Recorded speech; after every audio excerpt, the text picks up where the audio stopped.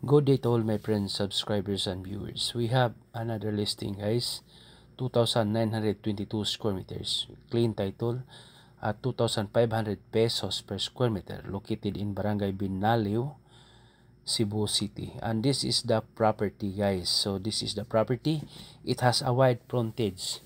So as you can see, there is a flat terrain on this property. Then this is the boundary.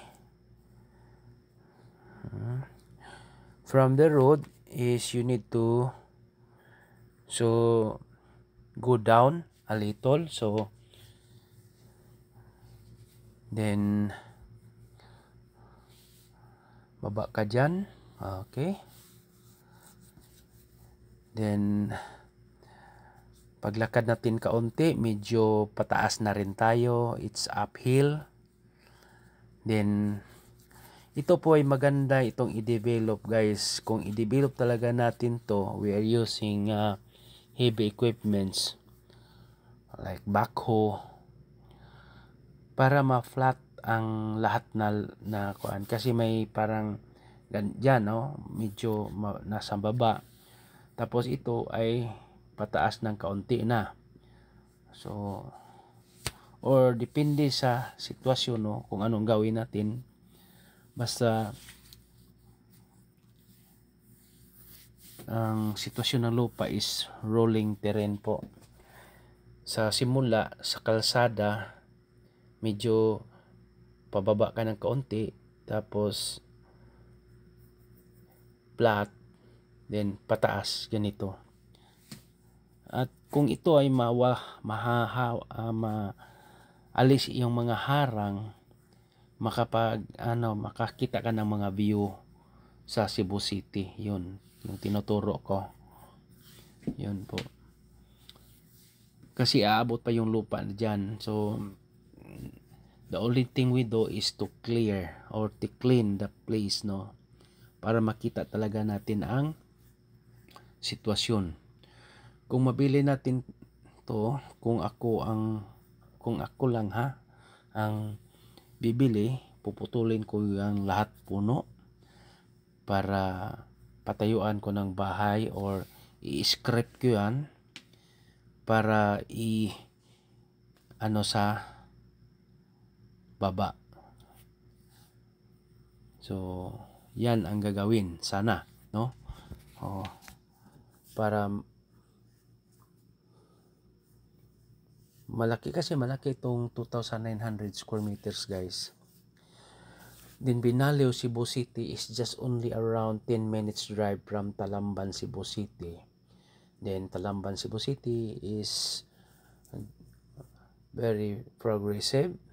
There are malls, international schools, then so sentro na sa business.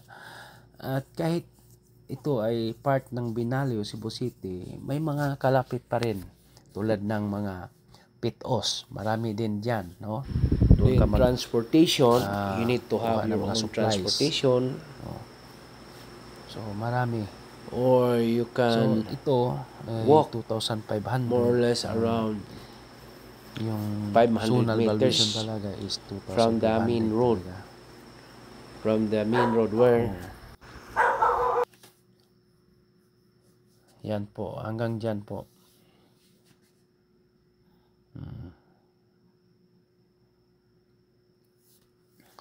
So as for me, kung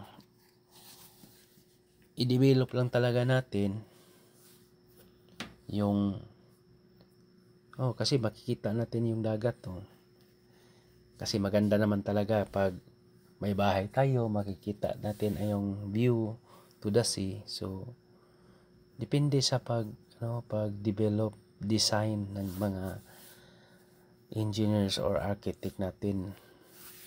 So ito ay one of the best listing din natin.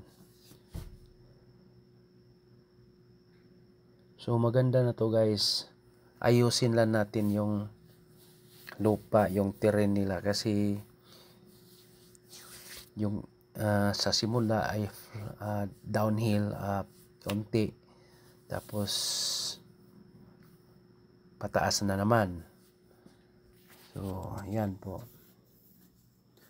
Pero kung depende lang, basta depende sa development natin guys.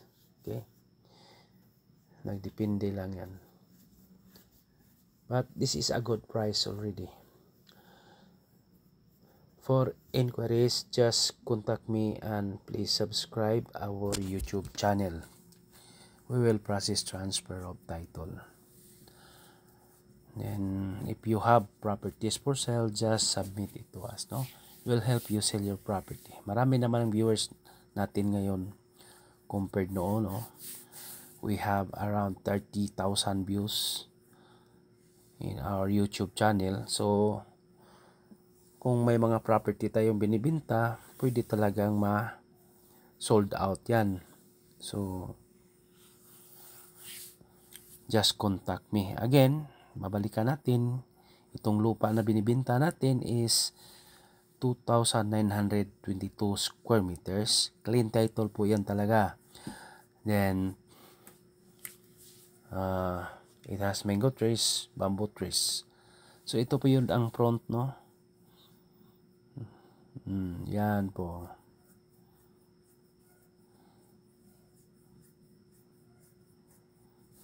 Malaki ang frontage niya guys, more or less nasa mga 30 meters. May isang coconut trees lang, coconut tree. Okay. Thank you and God bless to all. And please subscribe and click and share our YouTube channel.